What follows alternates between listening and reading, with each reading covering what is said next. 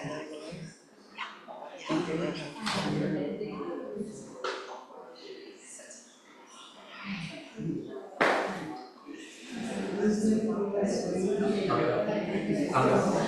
about if I do like oxygen? Ladies and gentlemen, tonight's main event.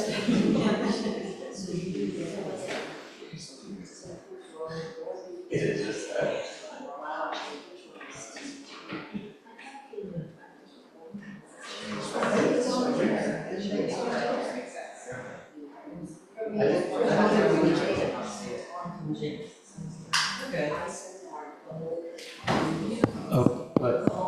All right, ladies and gentlemen, big warm round of applause for today's Tay Show, Dharma Talk.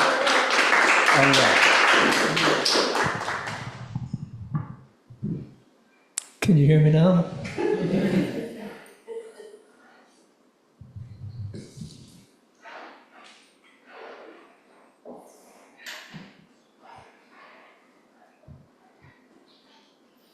I know most people here.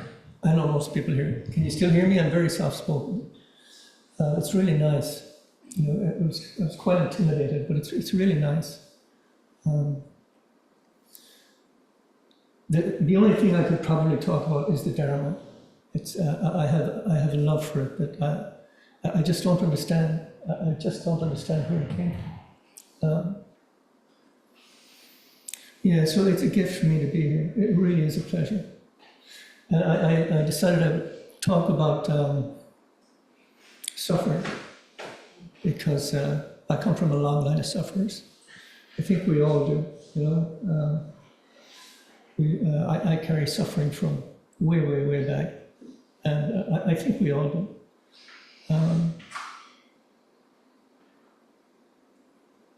Yeah, most people, when they think of the Buddha, they picture this serene figure, eyes half closed in meditation, half smile, faint smile, and just at peace. Someone who's gone beyond all suffering, immune to hardship. And in one sense, that's true. After his awakening, the Buddha was completely free from greed, anger, and ignorance. The three delusions, the causes of all mental suffering. His insight into reality was unshakable. But his life still contained challenge, discomfort, pain, suffering. His enlightenment didn't mean escaping the human condition. He was still human, very human.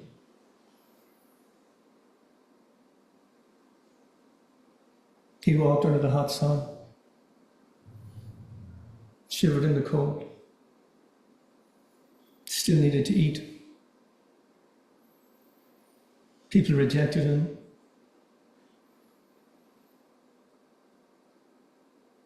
Misunderstood him, made false accusations against him.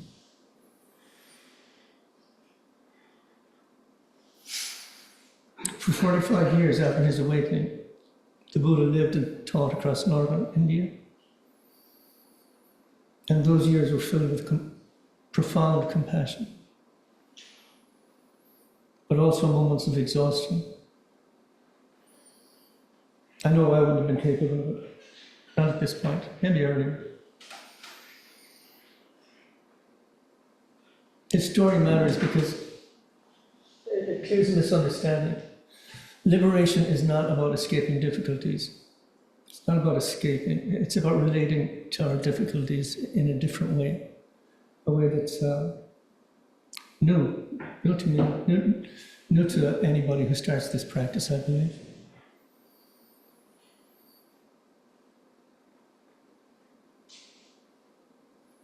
At the age of 35, Siddhartha Gautama sat beneath the Bodhi tree in Bodh Gaya but one resolve: I will not rise until I have found the truth. Before that, for 6 years, he'd been searching. As an ascetic, he starved himself. He just walked in the sun, just trying to find peace, trying to find enlightenment. He was exhausted. They say when he sat beneath the Bodhi tree, he was able to touch his spine from the front.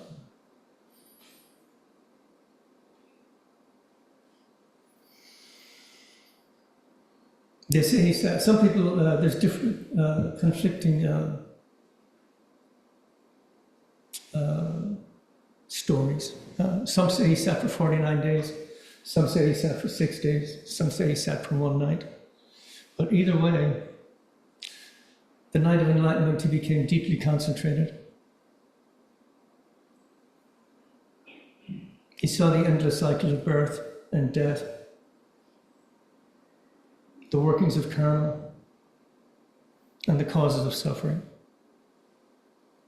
But most importantly, he saw the cessation of suffering, not as a concept or as a theory, but as a reality, direct reality.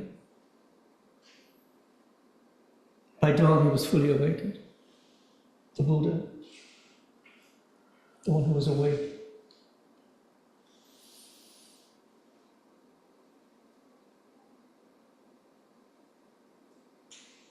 His mind was free from the pull of craving and the push of aversion.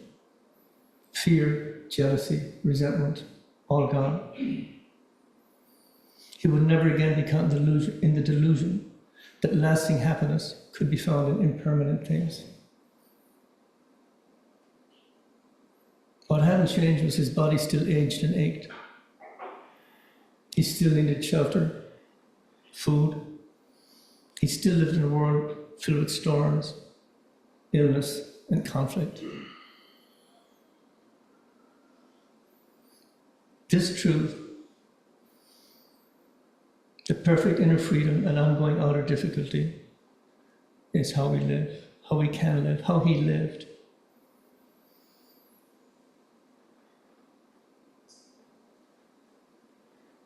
For most of the 45 years after his enlightenment, the Buddha lived as a wandering teacher. He and his monks walked from village to village across northern India. The summer's hot, blisteringly hot. The monsoon rains, no protection. Winter's cold and damp. The roads unpaved. Muddy in the winter, dusty in the summer. Dangerous with animals, bandits.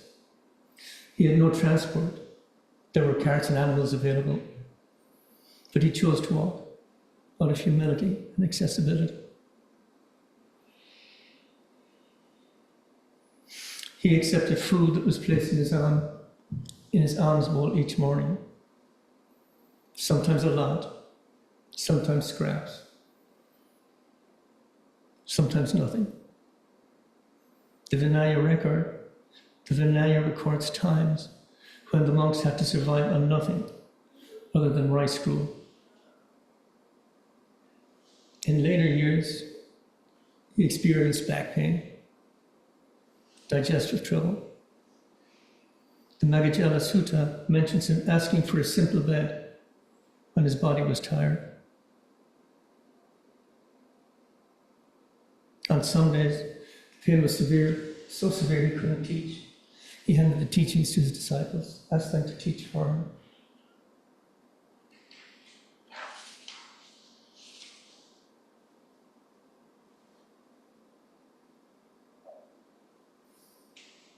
What made this hardship different was his relationship to it. He felt pain, but there was no resistance, no resentment, no why me, not again, come on. Oh, that's me, that's me. Give me a break. His acceptance wasn't resignation. It was recognition, pure recognition. This is the nature of the body. That is a gift to me, just that, you know. I'm 61, I've got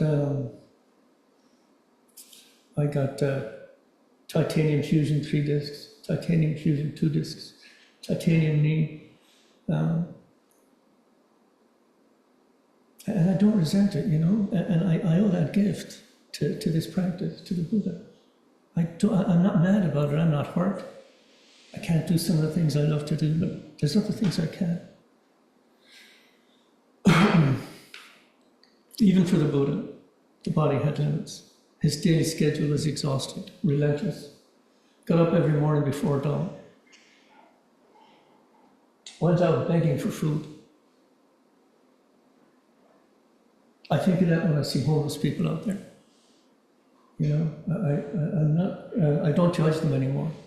I used to. And because of this practice, I don't. I have compassion. I really care. He sometimes taught for hours at a stretch. He was able to teach in a way that no matter the audience, everybody understood what he was trying to say, for the most part. He was able to adapt to any situation. He had to settle disputes in the Sangha, or try and settle disputes in the Sangha. Sometimes he didn't succeed. He had to settle disputes amongst the lay people who would come and ask for his help. And he had to walk miles, often daily, in the rain, the sun.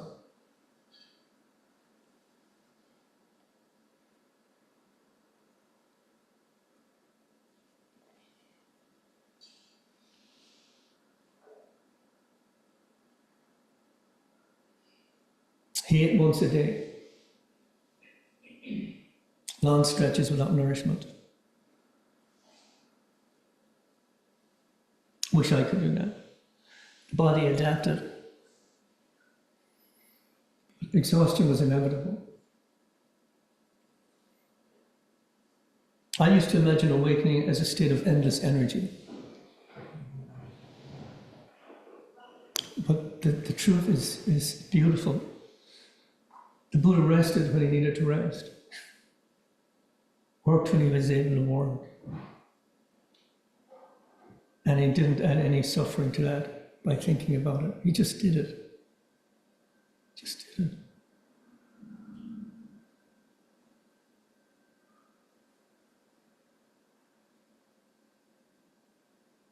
I'm going way too fast.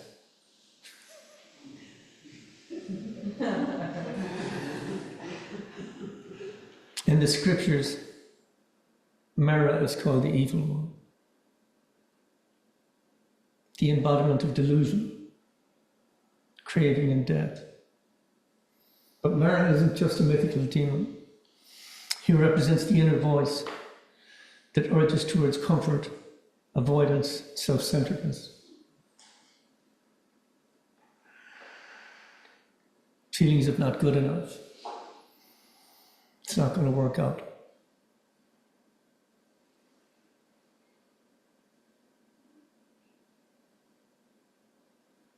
I'm just not going to be able to.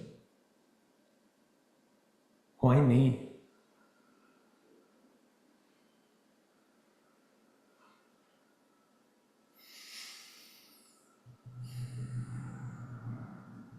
Even after his awakening, the Buddha encountered Mara's temptations.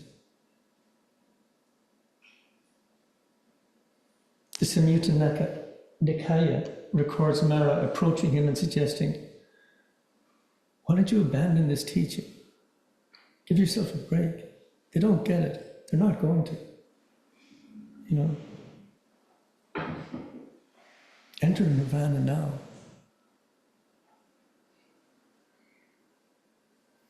The Buddha saw through all this, through his thinking. He said, "I see you, Mara.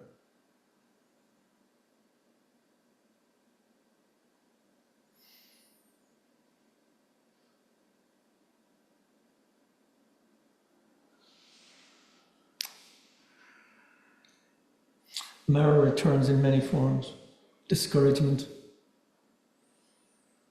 distraction, fear, loneliness, even appearing as other beings.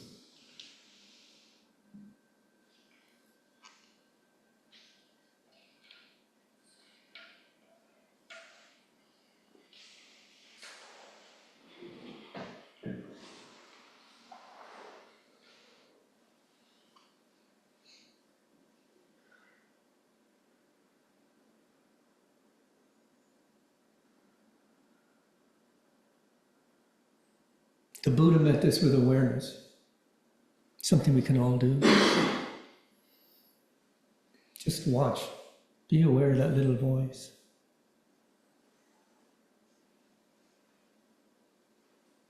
Awakening did not mean the end of challenge.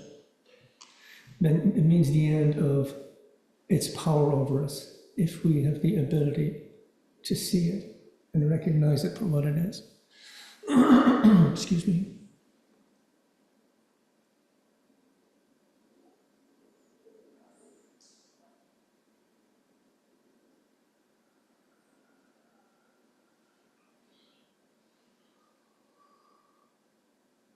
The Buddha's followers were his Sangha, Sariputta, Moggallana, Ananda, Mahapajapati,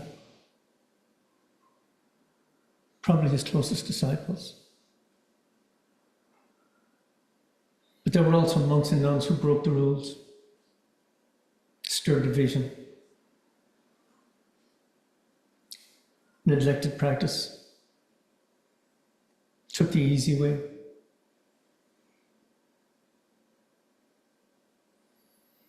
There's a famous incident at Kosambi. Involved two monks, the best of friends from childhood, arguing over whether one of them had failed to refill a water bowl in the toilet after using the toilet.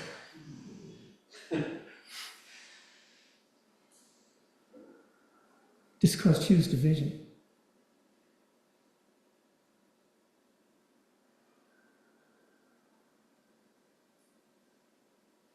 The Buddha tried to fix it, tried to talk to them more than once. They wouldn't listen.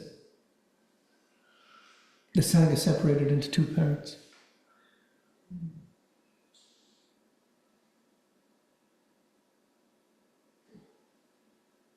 So he left the monastery, went to live in the forest by himself.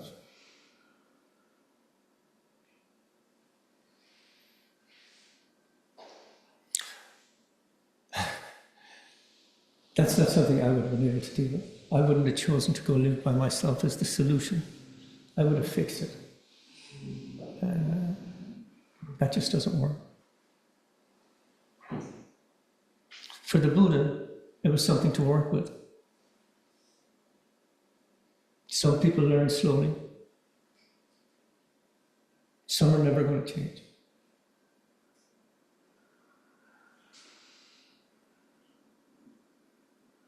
His patience was vast, but not in a way that he would tolerate harmful behavior. He set up boundaries.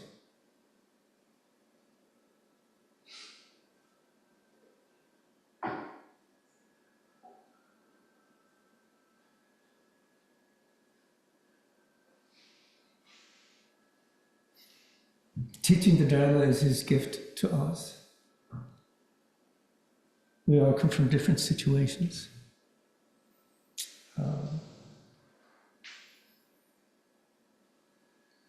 So I don't see many people here outside of this center.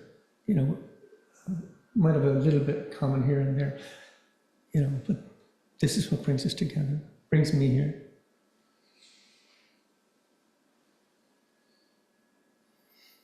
His teaching works for all of us.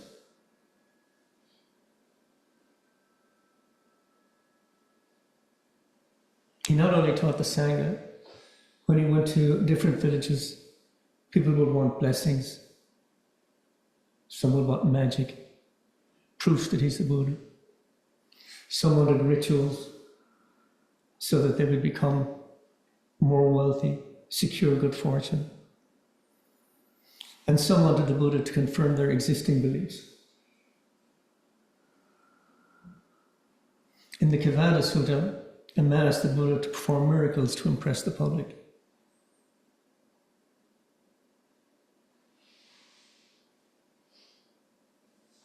He refuses, saying that the greatest miracle is the transformation of the mind.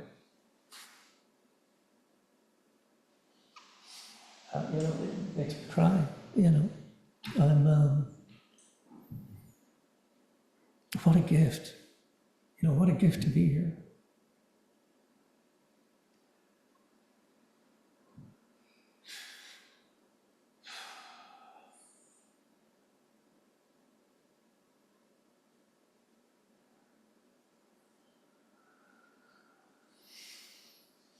He had an ability to adapt to the people he was teaching, using parables, tailored specific instructions for people. Silence.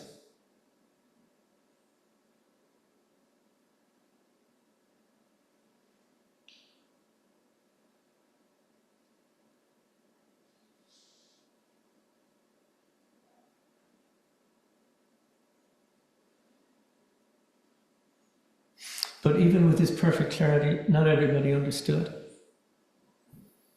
Some rejected him outright. Others twisted his words. Some were envious of him, made assassination attempts, wanted to take over the Sangha. He had a cousin who tried to kill him numerous times. This was the suffering he faced.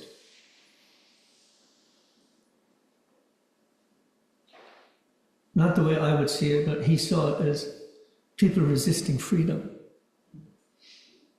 Just saying no to the gift. And that's why he suffered.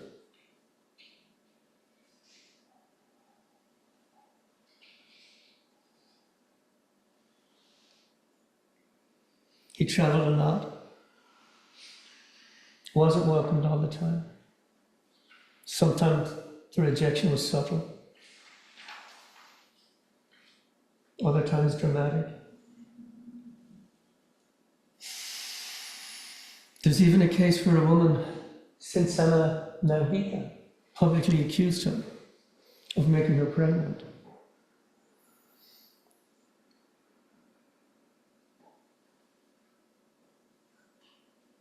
She put something under her robe to mimic a swollen belly.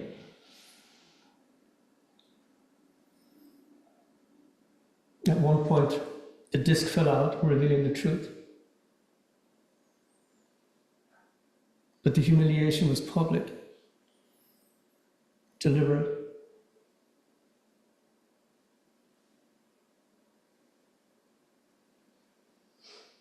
Some towns wouldn't let him enter.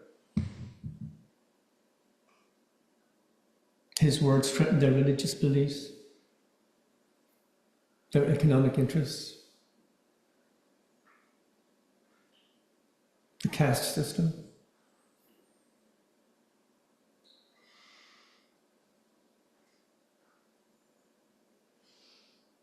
He met this rejection without anger.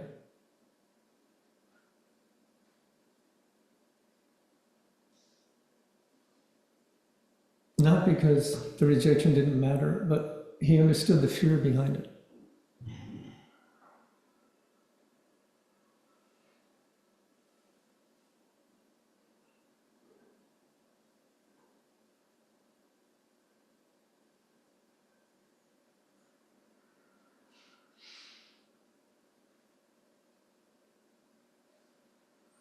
His biggest struggle was witnessing others suffering.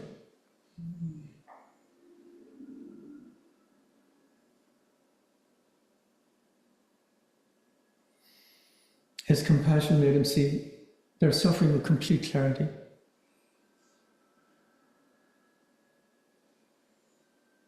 Parents grieving a child. Farmers, villages ruined by drought.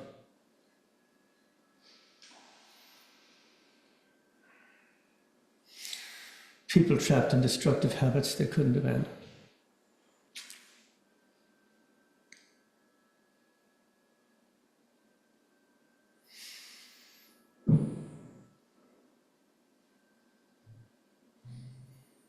In the Padachara story, a young woman loses her entire family to illness, an accident in one day. Her husband, her children, her parents.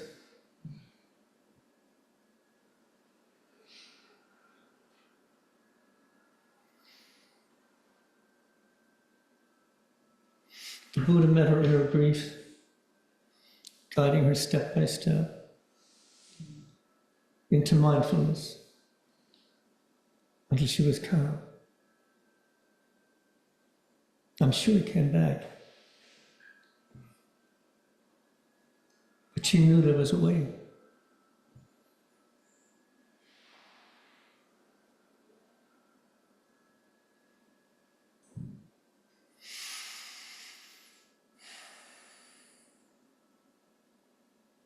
He gave us the path. But he can't walk it for us.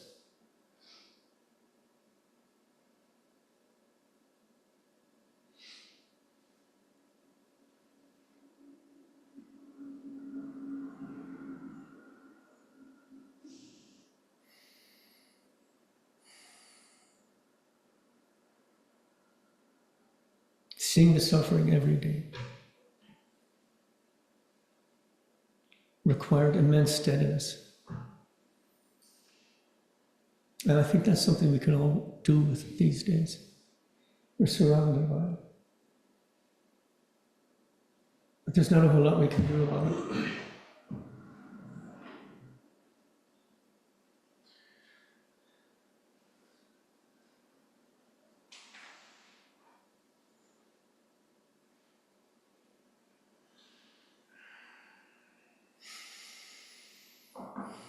In his 80s, he was traveling to Kushinagar. He stopped to visit a blacksmith, Kunda, and he was given a meal.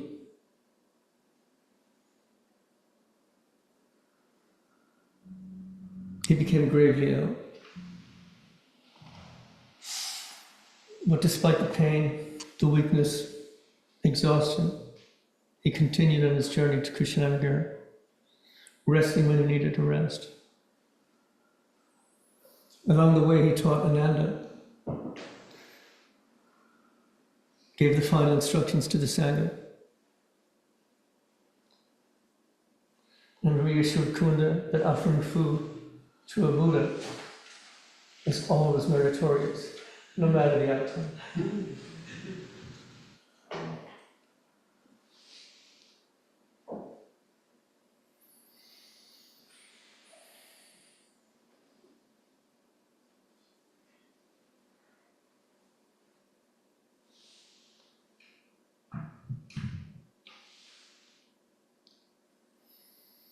His final words were simple. All conditioned things are subject to decay. Strive on with diligence.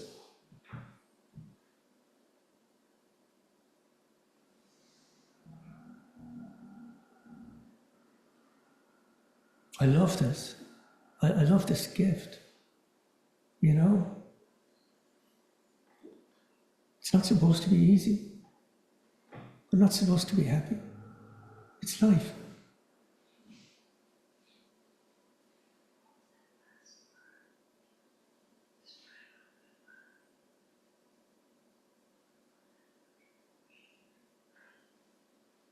We talk about labels in this practice. And I heard somebody say, or I'm not sure if I heard it or read it, that there's no such thing as a problem. A problem is a word. And as soon as it's a problem, we think we need to find a solution. But if we don't call it a problem, it's life. And there might not be a solution. You know, we just deal with it the best we can. And strive on with diligence. Those were his final words. He died peacefully, fully aware.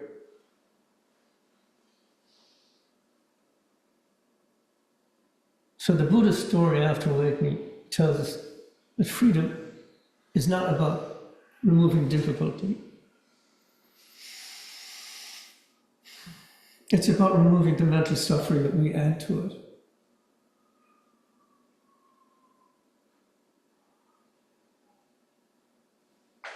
Like him, we still face illness, aging, misunderstanding, rejection, fatigue, and loss.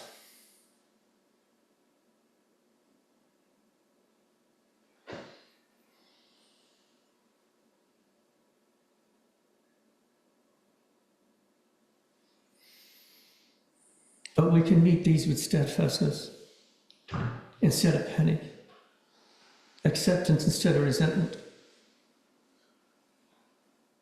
The Buddha showed us that inner peace is not fragile, it's resilient.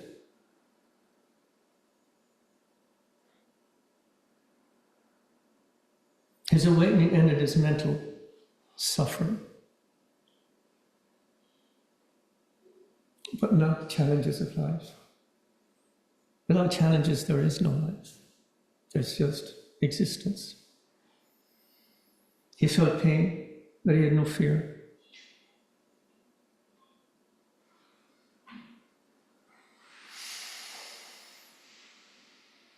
He was rejected, had no bitterness.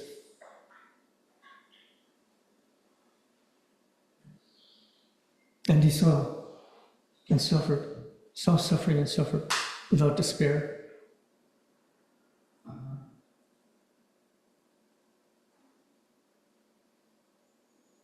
And that's why we're here, looking for the gift of awakening.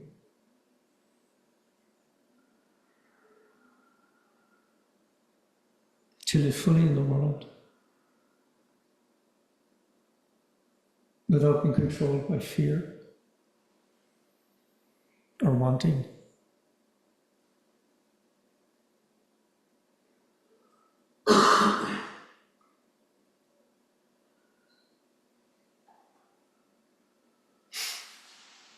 Thanks, everybody.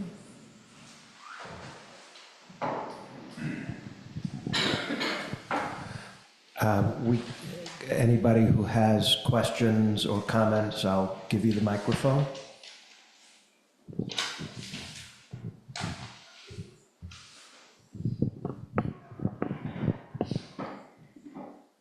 Thank you, Ungo. Thank you. Thank you for bringing Buddha's story in our front yard and showing how relatable and possible and profound it actually is. It's an amazing story, and your way of presenting it was equally amazing. My heart is just full with the words that you've shared and with the encouragement and inspiration that you've given us, that Buddha's way is not separate from our way.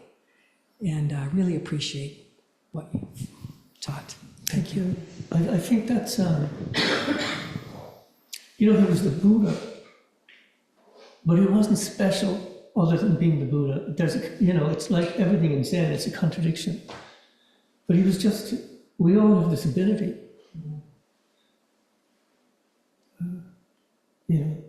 Maybe I don't work, I don't know why I'm not there yet. But I work at it, but I really feel since I've come into this center, I've changed. I'm definitely on this path, and what a gift, Just what a gift. Yeah, he was just human. He suffered. I don't quite understand, the first noble truth, the end of suffering. I always thought it was, I'd be happy for the rest of my life. But that's not what it's about, It's about the pain I caused myself in my mind. Everything else I can deal with. The biggest trouble is what goes on in my mind, and that's what I'm learning to deal with. So, sorry about that. Thanks again. Hi, good morning, Roshi, and good morning, everybody. Welcome. So glad you stayed with us. Hi, good morning out there. Yeah, Ungo. Wow, I'm just so touched. Such a penetrating talk, and your cadence was just really inviting me to slow down and pay attention to Buddha. Yes.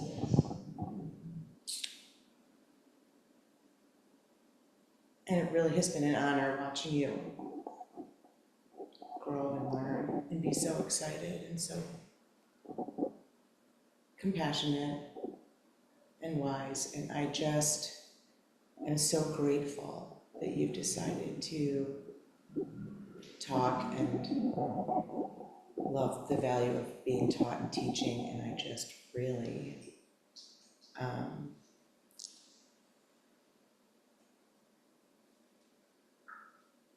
you know, when we do that practice of Buddha bows to Buddha, Buddha recognizes Buddha.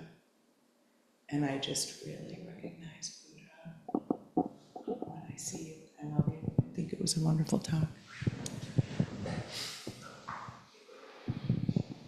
Yeah, thank you for humanizing the Buddha so well. I mean, I didn't know nearly as much as I do now. But yeah, I mean, it made me think when you talked about the townspeople asking him to do miracles, and I'm thinking about how easy it would be for him to, you know, try and say, you know, do some sort of magic trick or something and try and convince people that he was more than he was. But the fact that it was so important to explain how the teachings themselves are enough, you know, and that you don't need to try and spin this into anything more than it is. And in general, just the humanizing element of that, and that in general, I think about how we venerate the Buddha and not worship the Buddha in the same way.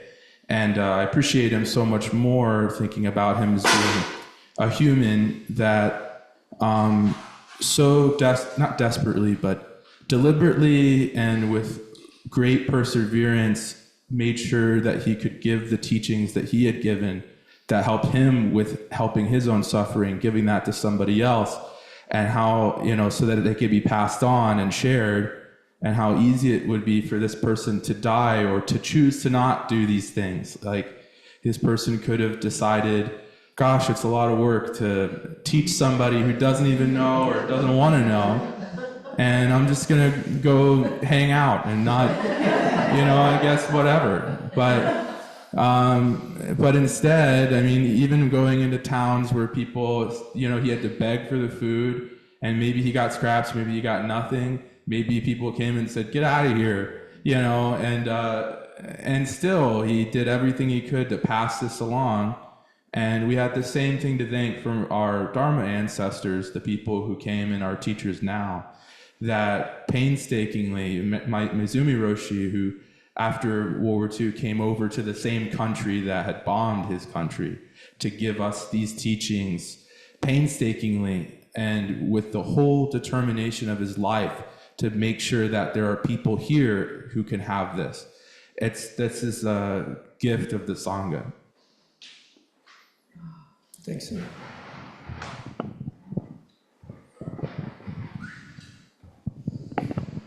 Well, thank you for a wonderful talk, and it upholds my observation that every time I come here, I learn something from every speaker.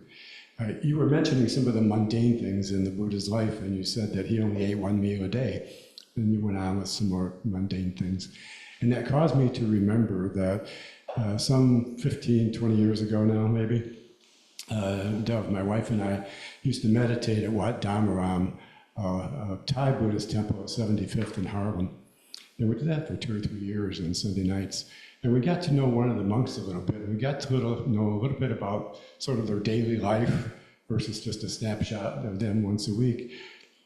And we learned that they only eat 2 meals a day.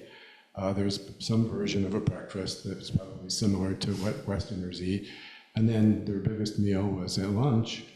And then the only thing that they ate after that, not ate, but consumed, was maybe a cup of tea or maybe a cup of broth in the evening.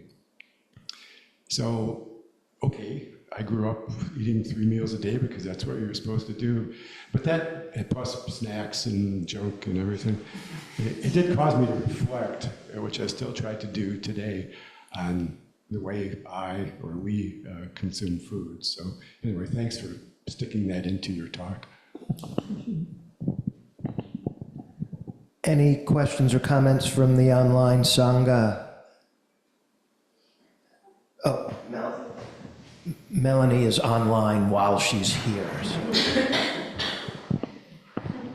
Thank you, Patrick. I just want to say I really appreciate your deep compassion for the Buddha, and I felt that the whole time you spoke. Thank you. Come on, Ken. Going as fast as I can. But actually, personally, Ungo, one minor correction. You said at the beginning that it's your gift, but listening to you tell this story with your love and your passion, and as Jackie said, with your cadence that really slowed me down as well, the gift was truly mine. So I wanted to thank you. It was a wonderful talk. Oh, thank you. That's very kind. Thank you, Ungo, for a beautiful talk. I had not heard a lot of those stories, so that was very enlightening. And I particularly liked about the miracles, and he said, you know, the greatest miracle is a change in your consciousness, in your mind, change in your mind. And that beautiful last line when he died, or right before he died, you strive on with diligence. Beautiful, beautiful. Thank you so much for a wonderful first talk. Thank you, Rashi. Patrick, I loved your talk. I loved how you did it. And I just felt you shared your heart with us. Thank you so much. And I really learned a lot about the Buddha. He became very real listening to you. So thank you very much. Yeah, when I was doing this, I felt so connected. I felt a level of his humanity that it was just over my head. You know, it was, he's the Buddha. You know, we can all do this. We can all be this. We just got to strive on diligently. And we can try.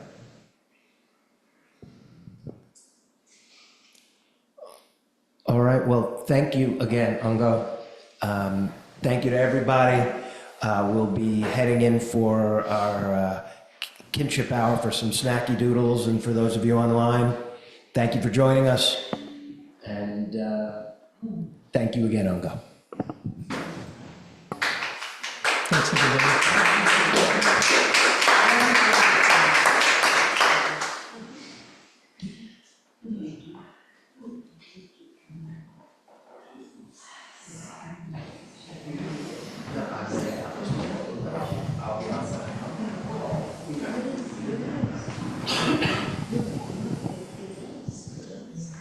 Unless you want it now, if you want to just talk right now. Yeah.